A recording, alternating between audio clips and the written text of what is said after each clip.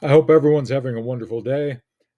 Today, I want to spend some time going over Professor Alan Jacobs' book, How to Think, and applying that to writing that we will be doing in a composition class. Because in my mind, writing and thinking are always linked. Writing is a way to think in my mind. And so we're going to talk about writing and thinking and the link between the two. As far as the application, and again, I try to provide applications as much as I can. The mission of the English department here at Mount Marty is to develop graduates who think creatively and critically, writing and thinking, and who communicate well by providing instruction in composition, literary analysis, and creative writing to English majors, minors, and students in general education classes. That's what all of you are in this Comp 103. Dr. Alan Jacobs is a professor of humanities at the honors program at Baylor University. He's an author of a lot of books, and How to Think is one of those books. You'll see that the subtitle is A Survival Guide for a World at Odds.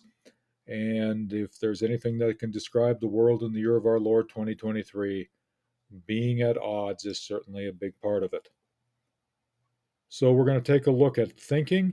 We're going to try to look at what Jacob says about it, apply it to some degree to a composition class, and then just wrap up with some general observations about thinking and writing and applying thinking and writing outside of class as well. Jacobs defines thinking as not the decision, but what goes into the decision. How one considers the information available, how one assesses the information available, how one weighs the evidence, and it is trying to figure out what is. We're grasping. We don't have certainty. We're grasping at all the available straws to consider the conclusions we might have. The decision is not thinking. What goes into the decision is thinking. And I think Jacobs is spot on here.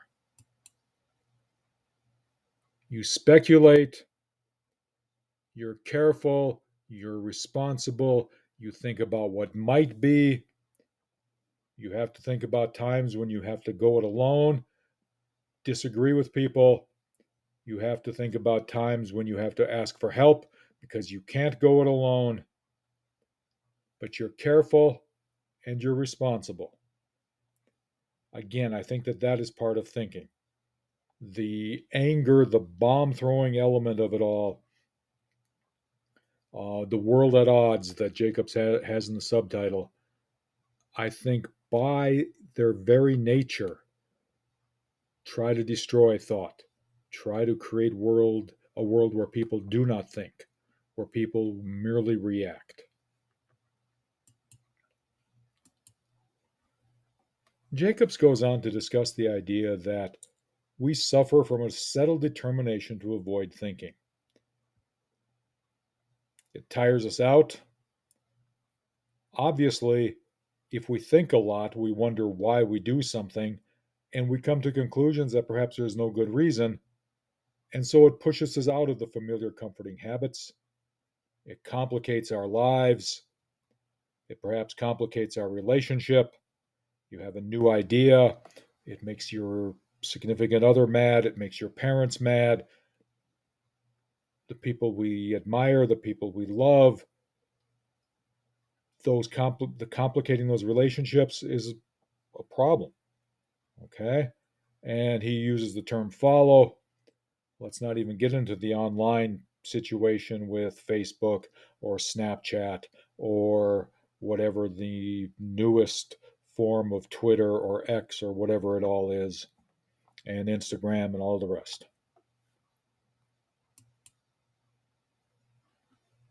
Also, I think it's important to understand that not wanting to think is not a new phenomenon. And the idea that thinking is complicated because there's so many things to think about, that too is not a new phenomenon. He talks about T.S. Eliot over a century ago, saying, when everyone knows a little bit about a great many things, it becomes increasingly difficult for anyone to know whether he knows what he is talking about or not. Type in a few words into the Google machine. I like using the term Google machine. And you get all sorts of information. And a lot of times it's increasingly difficult to know whether we should trust it. And it's increasingly difficult, if we do trust it and take it as our own, for others to determine whether we know what we're talking about or not. If we look down to the conclusion here, when we do not know or when we do not know enough, we always tend to substitute emotions for thoughts. In the year of our Lord 2023, I believe that emotion far too frequently is anger. Jacobs goes on to talk about, let's clear away the misconception. In order to think, one must be strictly rational. We don't have to be Spock from the TV series Star Trek. We certainly don't have to suppress all feelings. But we do have to keep the emotion in check. We do have to make sure that we know what we're talking about, and we're relying on fact, not opinion, not emotion. Also, Jacobs, and this was one of the toughest ones for me to deal with, to think independently of other human beings is impossible. Thinking is necessarily thoroughly and wonderfully social, and everything you think is a response to what someone else has thought or said. In other words, you are always reacting to other people's thoughts. And by reacting to other people's thoughts, you are doing your own thinking, hopefully. You're responding through agreement, you're responding through disagreement. As long as you are carefully considering, as long as you are weighing the evidence, as long as you are valuing the process of getting there instead of the final outcome, the final decision, it's probably important to remember that it's a social activity. He also goes on to talk about, and when people commend someone for thinking for herself, they're sort of saying, okay, fine, you're agreeing with me, you are being part of an act of belonging, and because I am a rational human being and those other people are terrible and crazy, obviously you are somebody I approve of and you are thinking independently. There again, Jacobs, I think, is right. We a lot of times say independent thinker when we mean someone I agree with. Those two things are not necessarily the same. In fact, they rarely may be the same.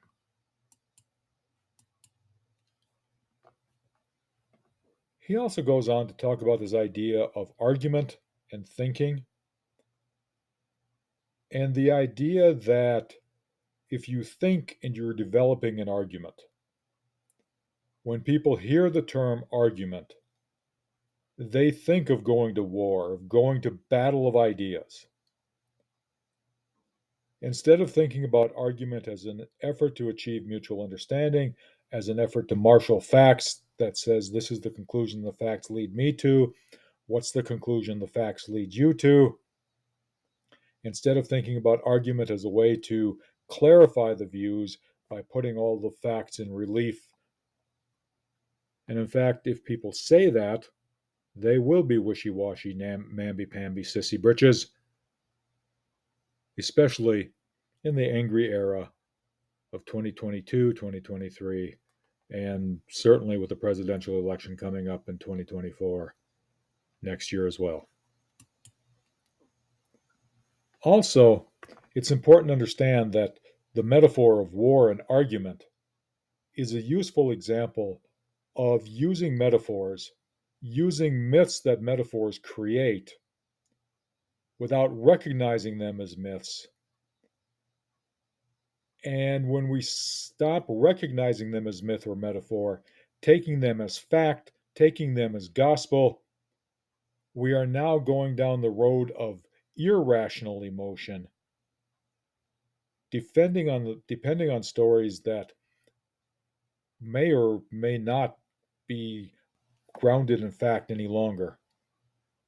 We are not thinking anymore because we are not recognizing the metaphor and the myth as metaphor and myth. We are taking them as tools with which we communicate. And if people don't agree with us about the myth or metaphor, those people aren't thinking, when in reality it is we who are relying on the myth, relying on the metaphor, such as argument equals war, who have stopped thinking. And then the final thing, when we're in the presence of people we are like-minded, we come to rely on buzzwords. The habits of the buzzword become ingrained in us, and those habits inhibit our ability to think. Remember, the purpose of the English department is to attempt to get people to think by communicating well.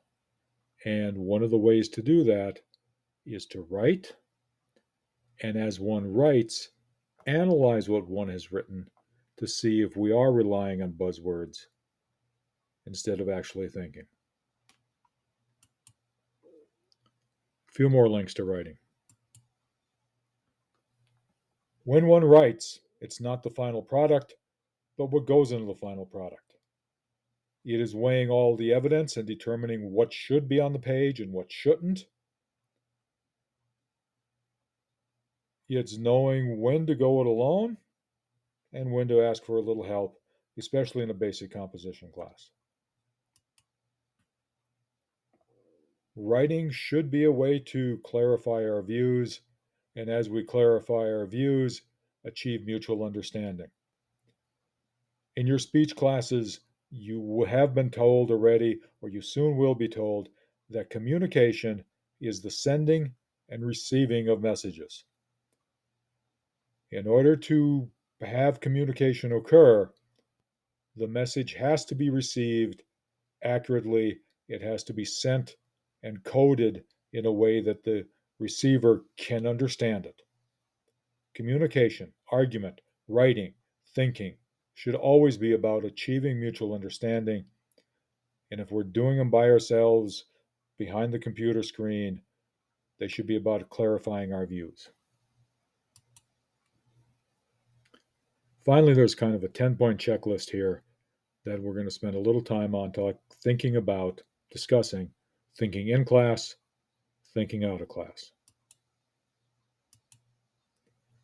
When you're provoked, when you get a bad grade, when your roommate's angry at you, when you can't think about what to write next, get up, take a walk, take 5 minutes. Don't look at your phone. Get your body involved, get moving, climb the steps, do something. Getting your body involved will help clear the mind. Value learning over winning the debate. Value learning over the grade, for that matter. Value the act of learning. Last class period, there was the video from Neil deGrasse Tyson talking about making connections, learning how to think. Value that learning over just the grade or the debate or the argument. Avoid people who fan the flames.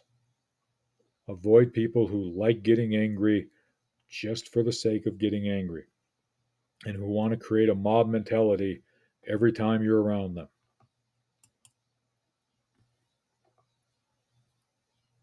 And don't respond just to signal your agreement with right-minded people. Last class period, I talked about don't take dull for an answer. And I talked about the idea that taking dull for an answer oftentimes is people just saying, I agree with so and so because. And a lot of times they just say, I agree with so and so, and don't have a because. Just agreeing for the sake of agreeing because they're the people who are right minded. And you're agreeing with the right minded people, therefore, you ought to be right minded as well. There's no need to do that. Think, and sometimes it's fine to say nothing. And if people demand that you agree with them, if people demand that you signal your agreement, if that's the group you're in, it may well be an unhealthy group. And gravitate toward the people who value community. It's one of the Benedictine values.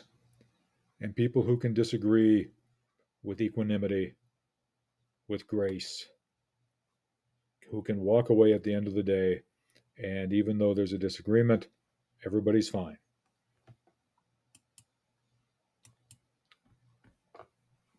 Listen to the fair minded people whom you disagree with and think about what they have to say. I think it's important at a college and university setting to always hear both sides of the equation, both sides of the argument, both sides of the discussion, and to give everybody who has valid reasons backed up with data from reputable sources who give you their opinion and their belief.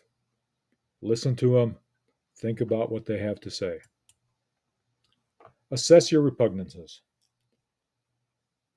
If people are trying to get you to agree with them and they're leaning on grossing you out, leaning on getting you to agree with them by showing that the other side is repugnant and they are doing the very things you hate or they are saying things in a way that you strongly dislike.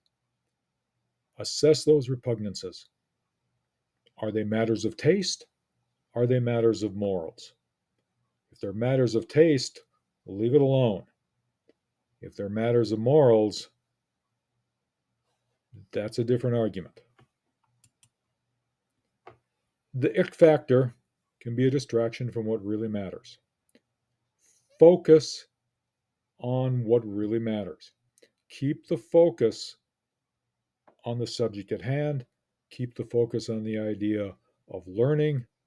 Keep the focus on the idea of thinking, not the focus on the thing that makes you go ick, the thing that's repugnant to you. Beware of the metaphors and myths that do too much heavy lifting cognitively, that do the thinking for you. If there's a buzzword that does the thinking for you, think about why that buzzword is so effective at doing the thinking for you. And finally, when you're disagreeing with people, describe their positions in the language that they use. As you're writing, you're going to disagree with me, you're going to disagree with your classmates, you might wind up disagreeing with your parents, your siblings, your great aunt Esmeralda, whomever you're going to disagree with, folks. As you deal with that disagreement, as you think about that disagreement, use the language that the people you're disagreeing with use. Describe their position in the language that they use. I think I'm going to wrap it up here. Again, if you're not in class, make sure you do the daily writing. Make sure you've watched the Neil deGrasse Tyson video. It's linked on the intro video from last Tuesday. And I hope everyone has a good day. Hope everyone has an enjoyable Labor Day weekend. And hope to see you all in class next Tuesday.